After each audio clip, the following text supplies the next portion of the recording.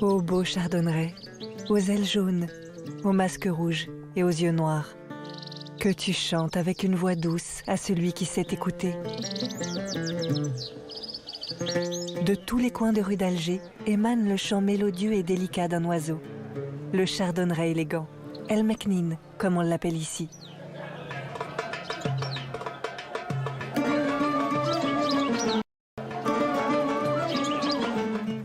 Avoir un chardonneret est une tradition profondément ancrée dans la culture algérienne.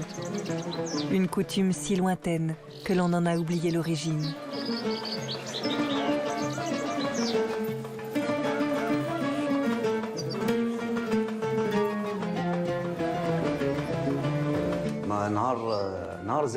Depuis que je suis tout petit, il y a un chardonneret à la maison. Mon père, mes oncles, toute ma famille a toujours été passionnée par le chardonneret. Tout le quartier était passionné par le chardonneret.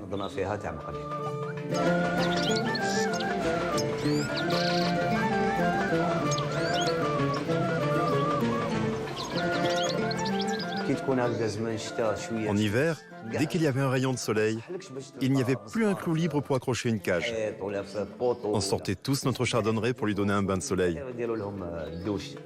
On l'emmenait au café ou quand on allait jouer au domino. Ça a toujours été une passion. Un enfant en Algérie, on est tous passés par là. On a toujours eu un chardonneret en cage. Je me rappelle du temps, ça remonte peut-être à très loin, peut-être 40 ans.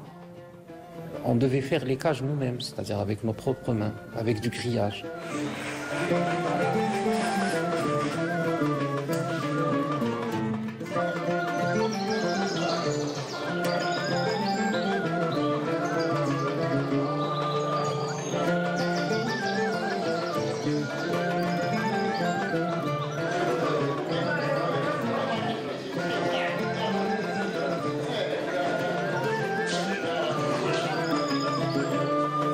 Ça représentait un petit peu l'oiseau en réalité. Quand je dis l'oiseau, c'est-à-dire c'est avec un grand O, c'est-à-dire tous les oiseaux sont représentés par le chardonneret pour moi.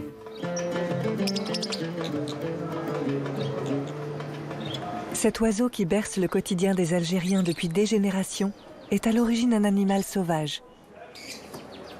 Mais aujourd'hui, son chant mélodieux a disparu des grands espaces, comme en Kabylie.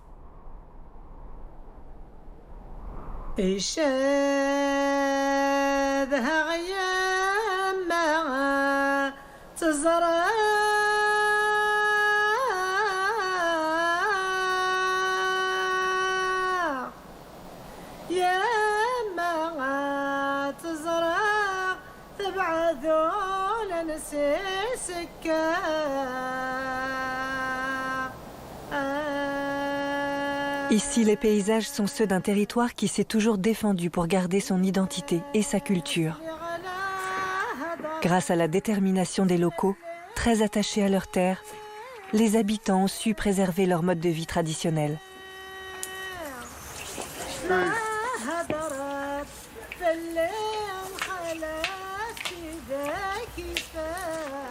Majid est né dans ce village. Il est très investi dans la défense de ses valeurs. C'est un amoureux du chardonneret depuis son plus jeune âge. Il vit aujourd'hui à Alger, mais revient souvent se ressourcer en Kabylie. Ce Dorofla, c'est le village de la wilaya de Vidjaya. C'est ici que je suis né. J'ai une enfance qui est là, et un passé. C'est plein d'aventures avec les cousins, les cousines, les voisins, les amis. J'ai de très très bons souvenirs. Avant, il y avait beaucoup de chardonnerets ici. C'est des volées de centaines, voire des milliers de chardonnerets. Et c'était plein, c'était incroyable. Mais après, à force de chasser, il y avait une diminution phénoménale. Chaque année, je voyais les quantités diminuer. À un certain moment, j'ai tiré la sonnette d'alarme. J'ai dit aux gens, les cousins qui chassaient, il faut arrêter parce que ça devient très sérieux. On ne voit plus les quantités qu'on voyait quelques années en arrière. La situation, elle elle est grave, quoi, elle est alarmante. Il n'y a plus de chardonneret, pratiquement. Il y a quelques-uns à gauche et à droite, mais on ne voit plus une volée de plus de 10 chardonnerets. C'est incroyable. Il est en voie d'extinction. Il est en voie de disparition. Il faut que ça cesse. Il faut que les chasseurs et les braconniers prennent conscience qu'ils sont en train de détruire une faune. Il manque quelque chose. Là, quand on marche dans les ruelles, dans les petits sentiers du village, il y a un beau paysage, une belle verdure, des arbres, des fontaines, des sources, des ruisseaux et tout. Mais il manque quelque chose. Il manque une symphonie naturelle.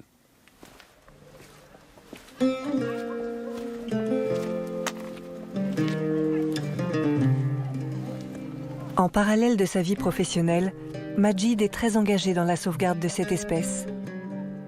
Aujourd'hui, il élève des chardonnerets avec un projet très personnel. Il va bientôt prendre sa retraite et revenir vivre en Kabylie, où il espère retrouver le chardonneret en liberté, dans son environnement naturel.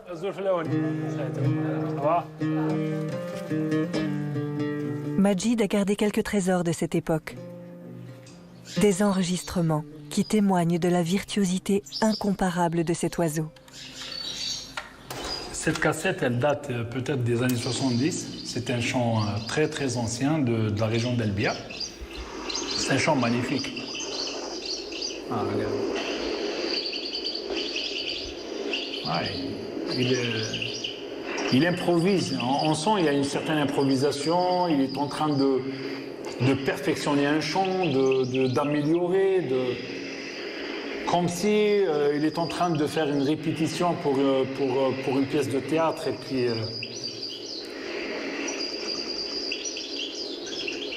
voilà, il essaye de convaincre son public. Voilà, c'est magnifique. Ben, je l'ai gardé parce que je ne peux pas m'en passer, parce que c'est, comment dire, c'est un chant qui a bercé mon enfance. C'est un imitateur d'oiseaux. Il imite et il perfectionne et il le fait mieux que le propriétaire, quoi. Quand on entend par exemple une note du rossignol, elle est magnifique. Mais quand elle est chantée par un chardonneret, elle est extra, elle est top. C'est ça qui a fait que le chardonneret est chassé, il est poursuivi partout, par sa façon de chanter. C'est un ensorceleur. Quand tu entendais un chardonneret, tu pouvais savoir d'où il venait, entre Beaufrisy ou bien Albiar. À vol d'oiseau, il y a 500 mètres. Mais leurs chants n'étaient pas du tout les mêmes. D'un côté, c'était le tite-à-tête, et de l'autre, le prêtre.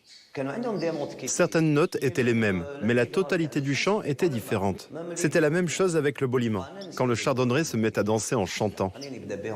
D'un endroit à l'autre, ce n'était pas le même. Avant, on parlait d'un beau tatadiou, ou bien d'un beau kiakasoso, d'une belle castagnette ou d'une belle mandoline. Mais aujourd'hui, on ne parle plus que du tiwawati. Mais si le chardonneret disparaît, pourquoi débattre de son chant? S'il n'y a plus d'oiseaux pour chanter, à quoi bon discuter de son chant? Il faut d'abord le protéger. Le chant, on verra après.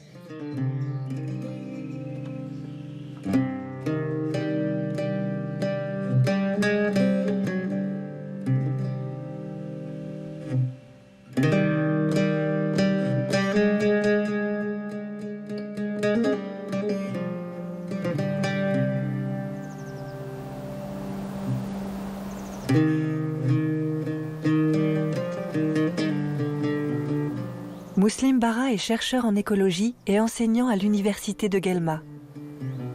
Il s'intéresse plus particulièrement à l'oiseau dans son environnement naturel. Avec un groupe de scientifiques, ils ont décidé de mener une étude dans le mont de la Maouna, à côté de Guelma. Ils ont voulu savoir s'il existe encore des spécimens de chardonneret dans la nature. Leur enquête a révélé que le chardonneret n'a pas totalement disparu, mais qu'il s'est isolé dans des zones éloignées de toute activité humaine. Le chardonneret élégant, c'est une espèce d'oiseau emblématique qu'on peut rencontrer en Afrique du Nord. C'est une espèce qui appartient à la famille des Fringillidés. C'est un passereau très commun dans certaines régions forestières. Un petit oiseau de taille qui ne dépasse pas généralement les 18-20 cm. L'espèce, elle est de couleur un petit peu marron, avec des ailes, avec une petite tache qui est jaune. Généralement, le chardonneret, il peut avoir un casque qui est de couleur rouge, avec des yeux ronds ou bien étoilés, ce qui crée ce qu'on appelle un dimorphisme sexuel. C'est-à-dire l'individu il sera différencié mâle ou femelle en fonction de la forme de ses yeux ainsi que la longueur de son casque. C'est une espèce qui n'est pas menacée à l'échelle internationale. Par contre, il se porte mal dans la région Afrique du Nord. Le principal facteur, c'est l'intervention de l'homme. C'est l'homme qui est le principal facteur de destruction ou de la diminution de la population du chardonneret dans la nature. Donc les forêts, c'est pratiquement quasi impossible de le voir, d'observer quelques individus de chardonneret, sauf dans certains endroits, donc à travers le territoire algérien. Donc la cage, la capture en cage du chardonneret, ça crée en quelque sorte une diminution de la population naturelle vers la population en captivité.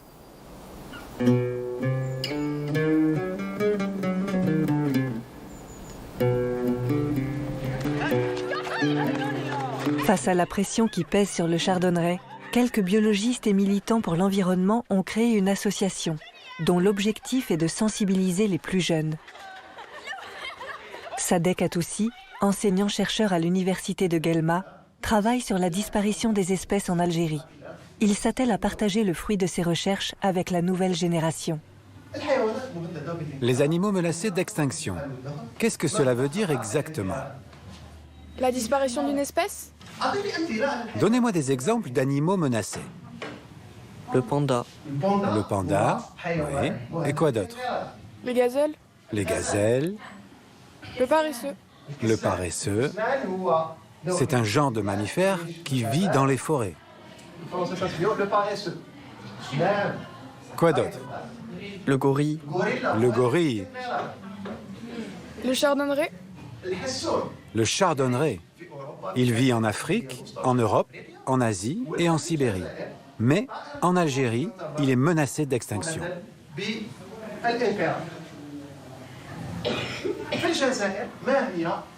Quelles sont les causes de la diminution du chardonneret en Algérie?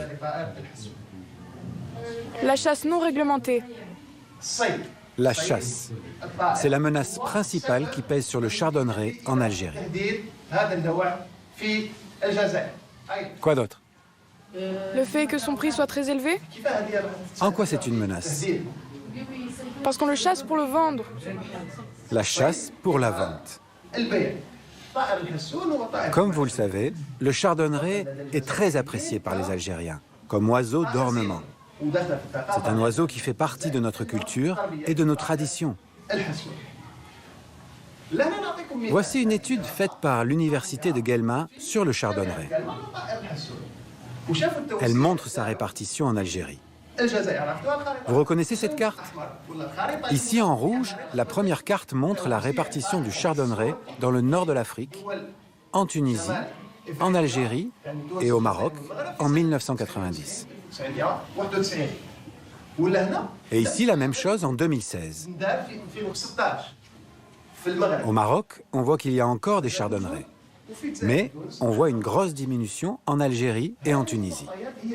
Ce sont ces données qui permettent d'affirmer que le chardonneret est en voie d'extinction en Algérie.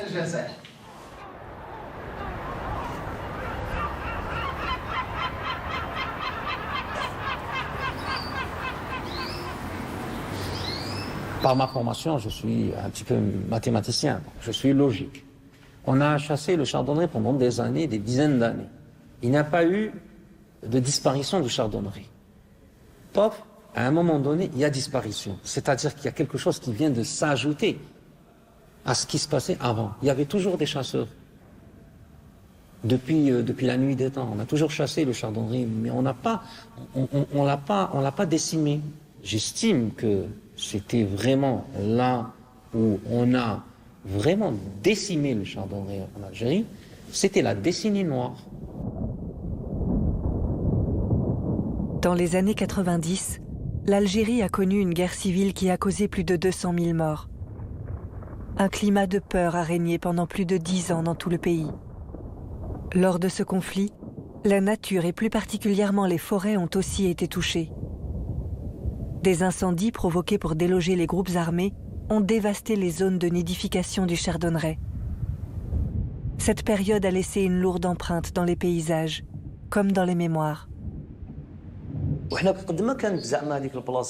Plus l'endroit était dangereux, plus on avait de chances d'y trouver des chardonnerets. C'est là où la passion dépasse la raison. Quelqu'un raisonnable ne serait pas entré dans la forêt pendant cette période. D'un côté, tu pouvais tomber sur les services de l'ordre qui te demandaient ce que tu faisais là. Et de l'autre, tu pouvais te retrouver nez à nez avec des terroristes. On était passionnés par le chardonneret, mais aussi par la chasse en elle-même. Bien sûr, on avait peur quand on entrait dans la forêt. Mais il suffisait que l'on voie un chardonneret, puis un deuxième, pour qu'on oublie qu'on était en pleine décennie noire. On ne pensait plus qu'à ce qu'on voyait. Cette période des années 90 a été dramatique sur tous les plans pour les populations de chardonneret. Leur équilibre, déjà fragilisé par la chasse et par la destruction de leur habitat, s'est vu encore bouleversé par l'expansion démographique et l'usage anarchique de pesticides. En Algérie, au début des années 90, tout le monde pouvait importer des pesticides. Mais là, l'utilisation était catastrophique encore une fois. Chose que beaucoup de gens ne savent pas. Le chardonneret n'est pas que granivore, il est insectivore. Donc, on s'attaquait carrément aux pères et à la mère et à la nichée aussi qui devait être alimentée d'insectes parce que c'est le moment où elle a besoin de protéines. Et la preuve, il y avait beaucoup d'éleveurs, beaucoup de connaisseurs qui ont vu carrément des nichées mortes dans leur nid.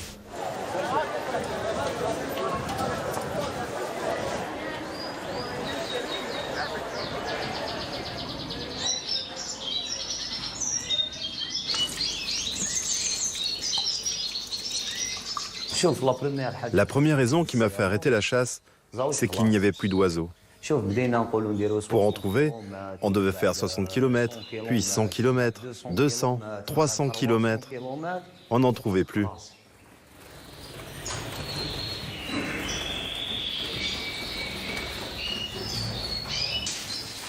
Il ne faut pas se mentir.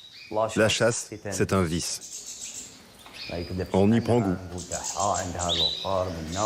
Mais heureusement, j'ai appris à m'en passer. Aujourd'hui, on est arrivé à reproduire le chardonneret en cage. Pourquoi continuer à le chasser? On va le reproduire en cage. Les anciens y chassaient avec de la vraie glu. Elle vient d'une plante qui pousse dans les montagnes.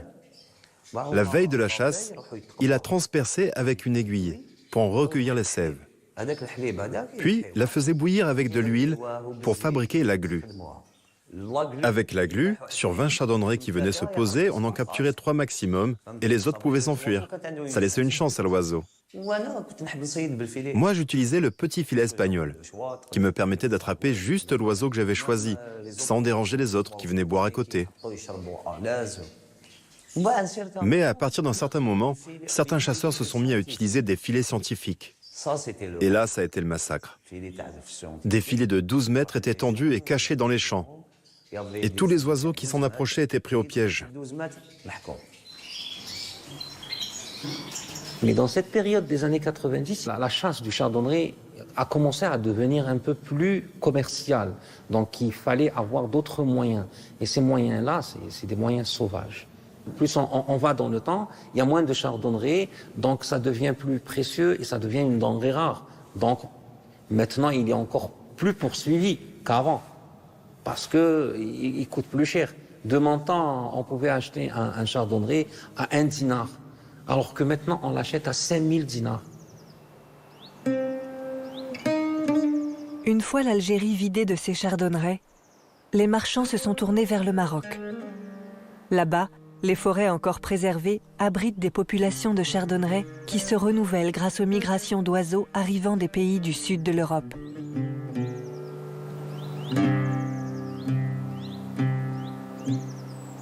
En fait, l'idée, elle est toute simple.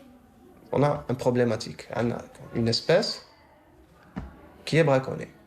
Donc l'idée, c'est quoi? Pour essayer de quantifier un petit peu. Parce que notre objectif, c'est de quantifier pour avoir l'ampleur du phénomène. Donc, l'idéal était d'aller au marché, parce que c'est un produit qui va être retiré de son habitat et qui va être vendu par la suite. Donc on a fait un suivi, premièrement, au niveau de la ville de Guelma.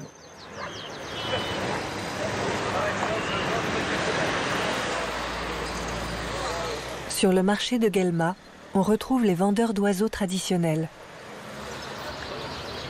De jeunes adolescents continuent à chasser dans les forêts des environs d'autres espèces sauvages, comme le verdier ou la linotte, et les amènent au marché pour se faire un peu d'argent.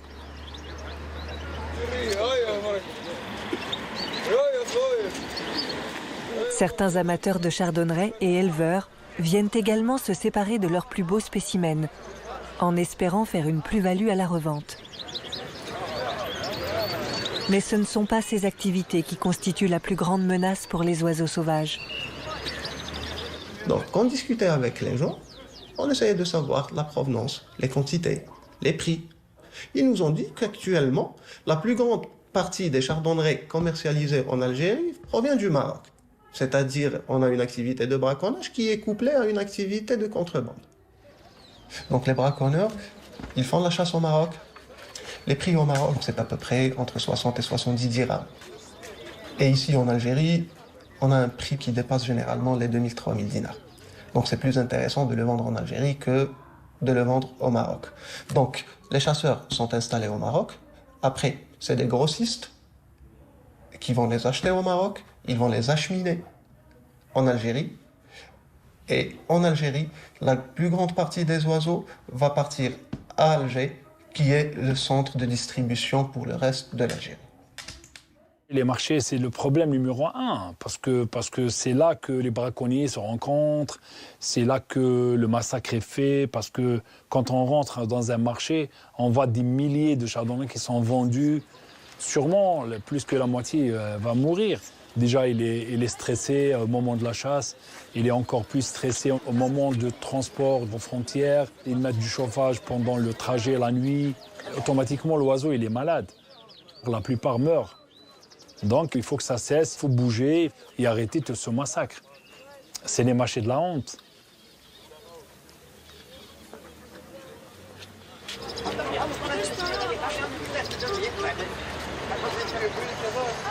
Le chiffre d'affaires annuel global de ce marché, on estime à peu près à 80 000 $ par an.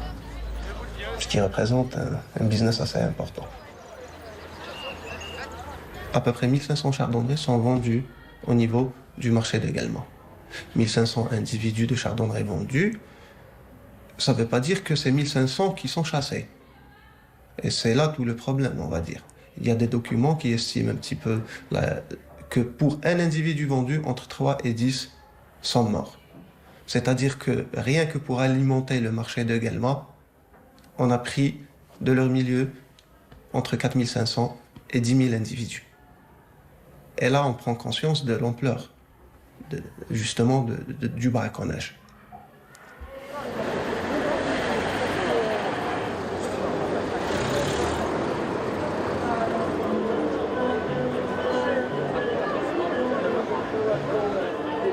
Les amoureux de chardonneret regrettent les dérives de cette passion ancestrale. Aujourd'hui, conscients d'avoir une part de responsabilité dans la disparition de l'oiseau, ce sont eux les premiers à proposer des solutions pour changer cet état des choses. C'est dans ce sens que Toufik a créé l'AOA, l'association ornithologique algéroise, une grande première en Algérie.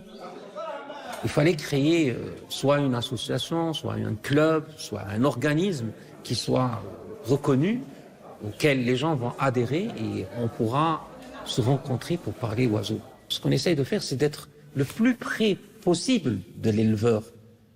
Parce que l'éleveur, il faut vraiment être un éleveur pour comprendre que pour lui, élever des oiseaux, c'est vital. Ça fait partie de sa vie. Il ne peut pas s'empêcher d'avoir des oiseaux. C'est vrai que peut-être quelqu'un d'autre va lui dire moi je verrai plutôt les oiseaux dans la nature. Ils sont nés pour voler, donc je les vois pas en cage. Oui monsieur, vous avez raison. Mais lui, c'est un collectionneur, c'est un passionné. C'est-à-dire que il voit pas les choses comme ça. C'est bien beau d'interdire la chasse, d'interdire tout ça. Mais est-ce qu'on a donné à l'éleveur, à celui au braconnier, l'état d'esprit de comprendre ces interdictions? L'association essaie de donner une autre forme de protection. C'est-à-dire que on interdit sans interdire réellement. C'est-à-dire que nous, on est en train de créer des concours, des expositions de chardonneret, oui, de chardonneret, mais de chardonneret bagué. On est en train de pousser l'éleveur à aller dans un autre chemin, c'est-à-dire à reproduire le chardonneret. Sans se rendre compte, on l'a détourné du chardonneret qui vit dans la nature. Et on l'a orienté vers un chardonneret qui est né en captivité, qui est né en cage. C'est-à-dire qu'il va falloir qu'il reproduise son chardonneret pour qu'il puisse participer, au lieu d'aller le chasser dans la nature. L'association a permis aux passionnés d'échanger des idées et des conseils pour élever les oiseaux dans les meilleures conditions possibles. Riyad est un des piliers de l'AOA. Comme beaucoup d'éleveurs, il est devenu un véritable expert dans la reproduction du chardonneret en cage. Ils n'ont même pas 1 heure. Ils sont en train de sortir. Voilà.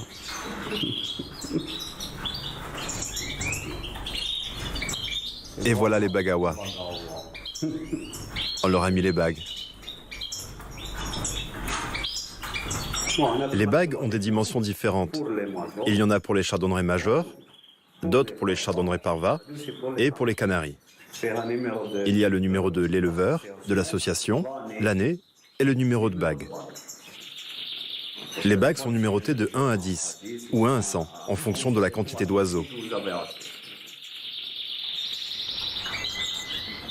Jusqu'à la fin de la ponte, on lui met au fur et à mesure des œufs factices à couver. Et quand elle a fini la ponte, on lui remet tous les vrais œufs à couver, pour qu'ils éclosent en même temps, sans décalage.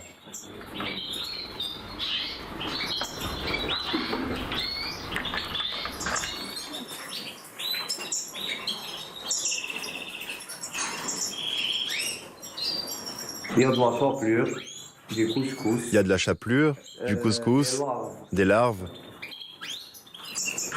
Il y a beaucoup de produits, hein.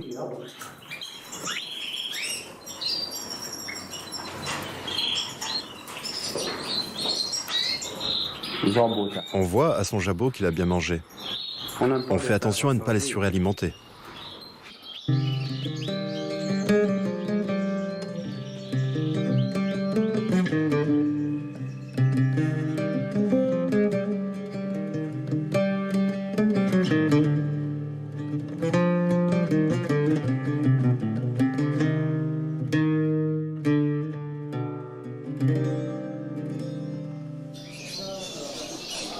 L'association a organisé un événement sans précédent en Algérie. Un championnat d'oiseaux d'ornement, suivi d'une exposition ouverte au public afin de partager cette passion, de sensibiliser et de proposer des alternatives à la détention d'espèces sauvages.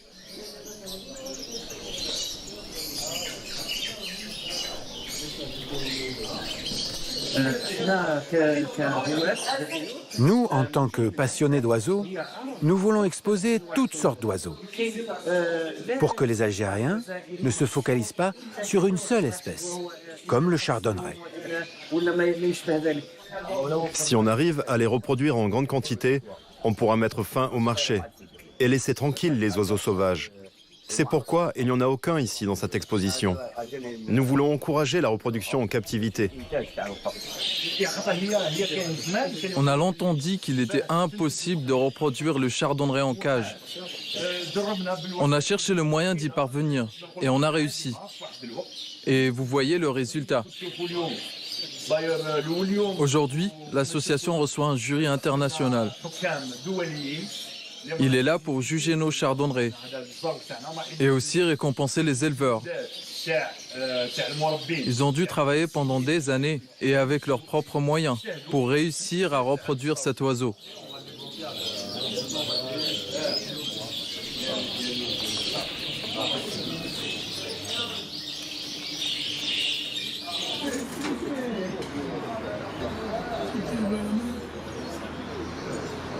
À la lumière du jour, le jury va comparer les couleurs, le plumage et la posture des oiseaux, afin de récompenser le plus beau spécimen.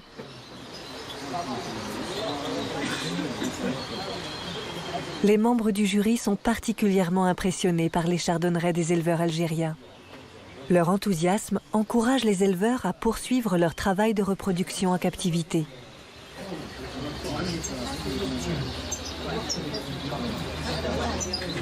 Des chardonnerets d'élevage avec une bague qui sont cultivés pour faire des oiseaux comme ça, c'est des joyaux, c'est des bijoux.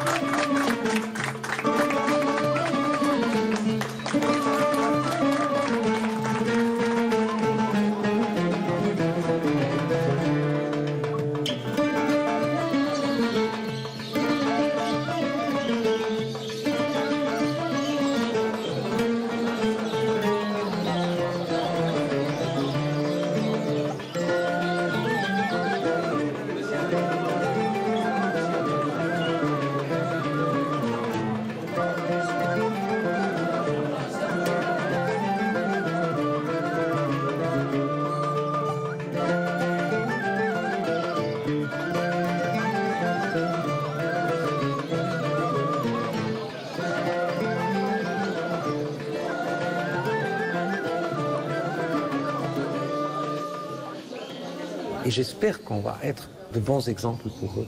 J'espère que nous, présidents d'associations, anciens ou nouveaux, membres des associations, membres actifs, j'espère qu'on va être à la hauteur pour transmettre les bonnes idées, les bonnes habitudes pour l'éleveur algérien.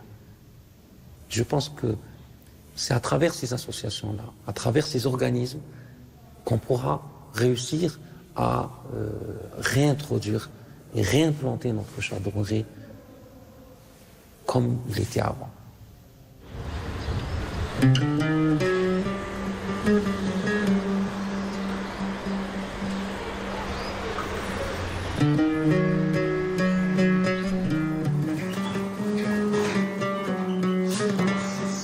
Mon but, moi, c'est de revoir le chardonneret dans ce milieu naturel.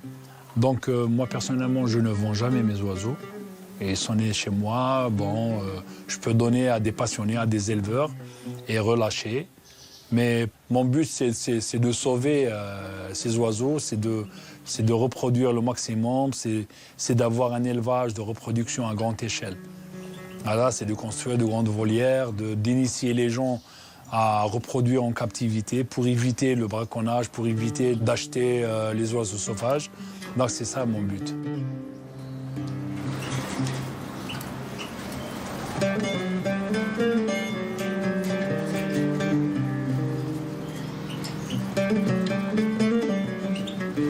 J'ai décidé de construire cette volière pour donner plus de liberté aux oiseaux par rapport à leur santé, par rapport à l'espace de vol et tout. Ça a très très bien marché, toutes les femelles ont reproduit la première année. De là, j'ai décidé de garder cette volière exclusivement pour la reproduction. D'ailleurs, même le choix de l'endroit, il est étudié par rapport au soleil, elle est un petit peu camouflée par rapport au vent, donc ils sont tranquilles. Et je vois qu'ils sont heureux, quoi.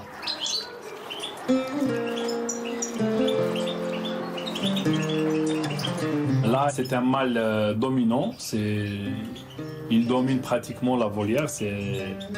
Comment dire, c'est le patron, quoi. Il a un très beau gabarit, un très beau masque. Il est très très beau. D'ailleurs, c'est un de mes préférés.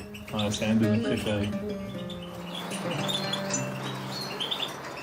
Comme je suis natif de Bijaya, dans un petit village, j'ai pensé de réintroduire quelques sujets dans la nature, en espérant qu'ils vont se reproduire. C'est une idée qui me tient à cœur depuis des années et que je compte faire incessamment, si tout va bien, voilà. Je vais relâcher quelques couples, disons 7 ou 8 couples. Les gens du village, ils vont les protéger, ils vont nous aider à relancer la présence des chardonnerets en Kabylie et en Algérie en général. D'ailleurs, ils attendent que ça. Ils attendent ce jour-là avec impatience. Voilà, donc on va essayer de faire quelque chose de beau et de bien pour la nature.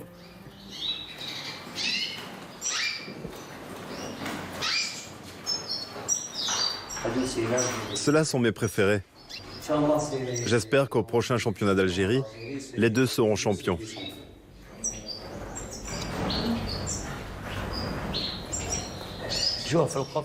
Si on le reproduit en cage et qu'on met en place de grandes volières pour l'aider à s'adapter à la vie sauvage, pour les relâcher ensuite, et si on arrête la chasse d'ici 3-4 ans, on peut faire cette estimation. 10 couples donnent naissance à 12 oisillons par an. Ça fait 120. 120 que l'on multiplie encore par 12 l'année suivante. Ça fait combien? 1440. Et ça continue, 1440 fois 12 l'année suivante. C'est très facile de le multiplier. En revanche, le plus difficile, c'est de stopper la chasse. Mais je suis confiant. J'ai l'espoir qu'on peut le faire. Mais avant tout, il faut que l'État nous aide. Comment peut-il nous aider? En mettant fin au braconnage, en faisant des lois strictes pour dissuader les chasseurs de chardonneret.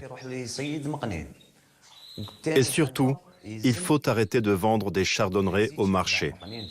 Parce que si on les réintroduit d'un côté et que les chasseurs les recapturent de l'autre, cela ne sert à rien. Une des pistes, c'est justement de travailler sur cet aspect légal. En matière de chiffre d'affaires, le braconnage, c'est le 3e trafic au monde, après le trafic de drogue et le trafic d'armes. Les sanctions pénales par rapport au trafic de drogue et de trafic d'armes sont 10 fois plus importantes par rapport au braconnage. Alors qu'en matière de bénéfices, c'est quelque chose d'énorme. Donc déjà, c'est disproportionné. Un aspect légal pour réglementer le commerce électronique. Ici en Algérie, la plateforme la plus connue, c'est Wedkinis. Donc on a réalisé un suivi sur cette plateforme pendant une période allant de 3 à 4 mois.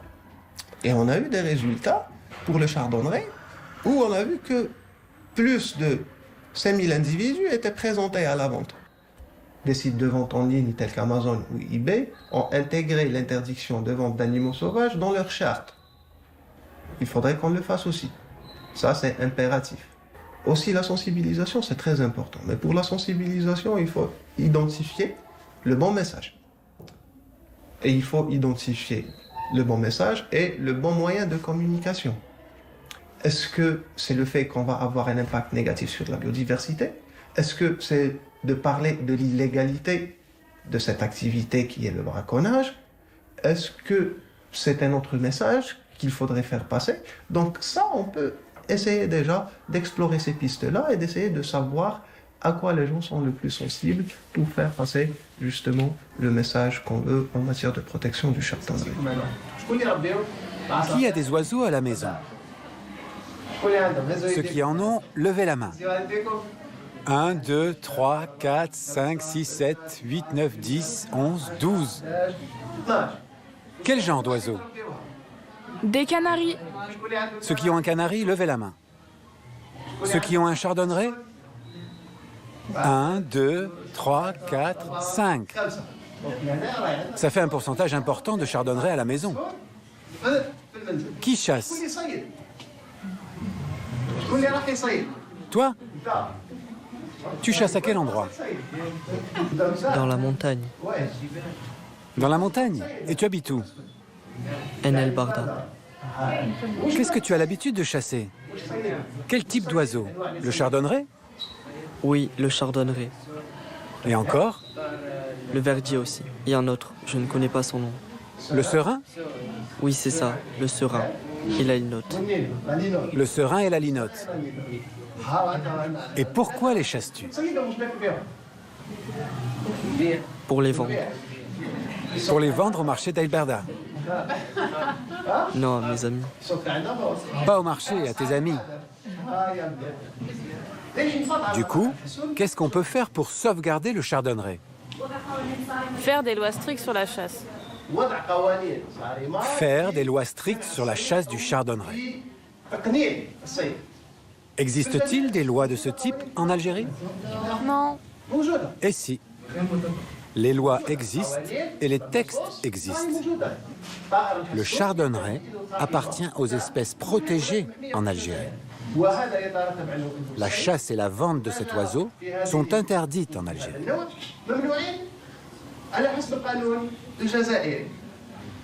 Qu'est-ce qu'on pourrait faire encore?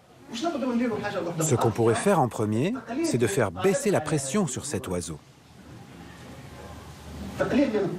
S'il n'y a plus de demande, il n'y a plus d'acheteurs. Et notre but aujourd'hui, c'est de protéger le chardonneret. On veut le revoir dans la nature. Et pour ça, il faut arrêter de l'acheter.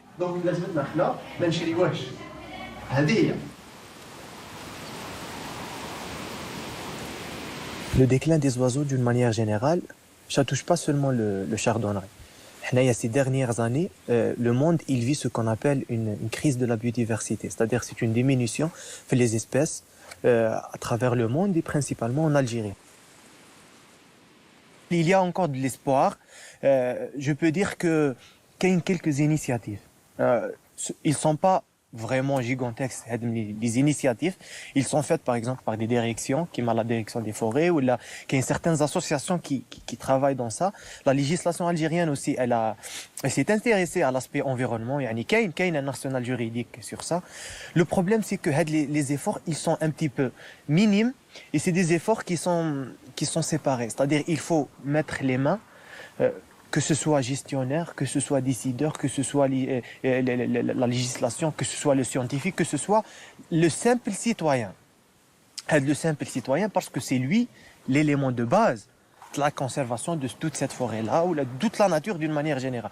Il faut savoir une chose, je vais être très franc concernant ce point-là, le citoyen, il ne sait pas venir dans la nature. Par exemple, un citoyen de la ville de Guelma, cette richesse-là, avec la forêt, avec toutes les espèces qui existent là, il ne vient pas ici pour vraiment rester ici, pour rechercher les batteries et voir la nature, voir les différentes espèces, voir la beauté qu'il y a, le paysage qu'il y a, au lieu par exemple de prendre avec le chardonneret la nature vers la ville, pourquoi pas venir vers la nature et s'inspirer.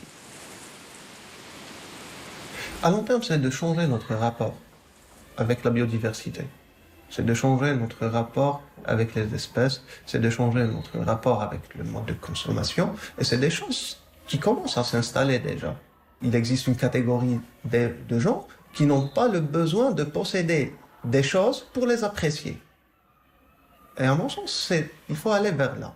Il faut aller vers cette idée-là. Pour observer la nature, pour observer un oiseau, il vaut mieux aller le voir dans son environnement, dans sa nature, à l'état sauvage. Ça, c'est l'idéal. Et pour ça, justement, je disais qu'il faut changer notre rapport avec la possession. Voilà. Pourquoi posséder? Si j'ai envie d'écouter un oiseau, je pars, même dans les jardins en ville. C'est-à-dire que s'il n'y avait pas une pression énorme sur le chardonneret, on pourrait les voir dans les jardins de Guelma. Et voilà, être assis tranquille dans un banc et écouter les chants, ça, c'est dans le meilleur des mondes.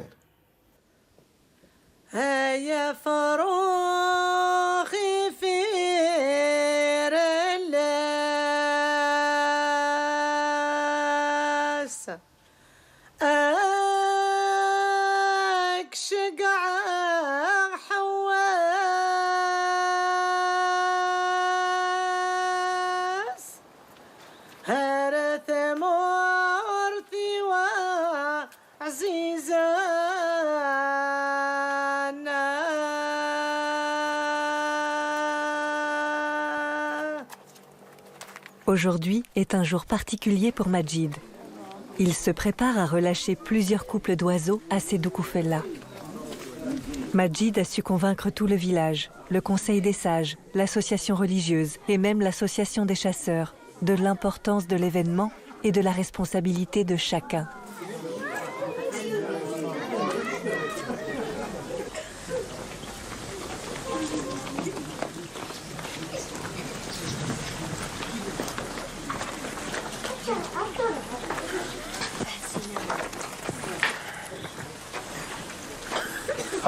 Bonjour à tous.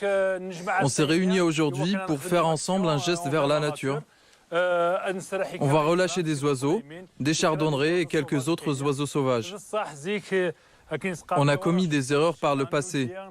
On a chassé les oiseaux et aujourd'hui on se rend compte qu'il n'y en a plus. Notre idée, c'est d'essayer de rendre à la nature ce qu'on lui a pris. J'invite Dassaïd à me rejoindre. C'est un des sages de Sédoukoufella. Je le remercie. Je souhaite que ces oiseaux soient relâchés par les mains de ces enfants. À l'avenir, c'est eux qui devront les protéger. J'espère que l'innocence de ces mains leur portera bonheur. Autrefois, cet endroit était rempli d'oiseaux et de chardonnerets. C'était magnifique. Aujourd'hui, il manque quelque chose, comme un grain de sel. Notre village est très beau, mais il lui manque le chant des oiseaux. Et j'espère que tout redeviendra comme avant.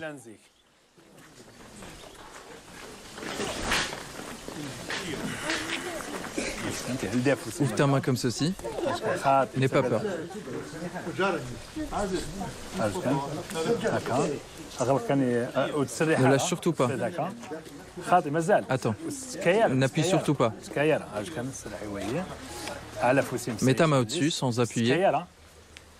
Tiens-le juste comme ça.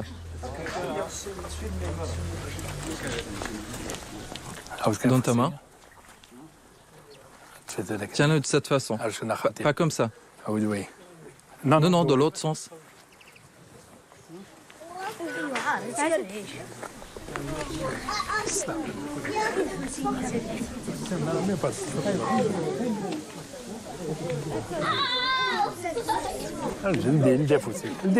Ouvre tes petits doigts. Voilà. N'appuie surtout pas.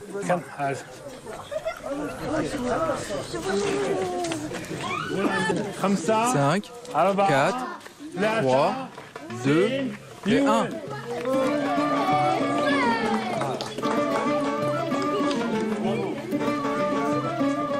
Le relâcher de Majid est un premier geste symbolique pour rendre à la nature ce qui lui a été volé par des hommes ensorcelés par la beauté et le chant d'un oiseau. Il ouvre humblement la voie à la réintroduction du chardonneret dans son milieu naturel. Majid sait que l'avenir de ce projet dépend du soutien de l'État algérien, mais aussi d'un travail commun avec tous les pays concernés. Il a aussi compris que le destin du chardonneret est entre les mains des générations futures, qui doivent apprendre à observer la beauté de la nature et à la respecter, sans se l'accaparer. Vous m'avez donné confiance, pas mal. Donc ça va me pousser à faire plus que ça. Voilà.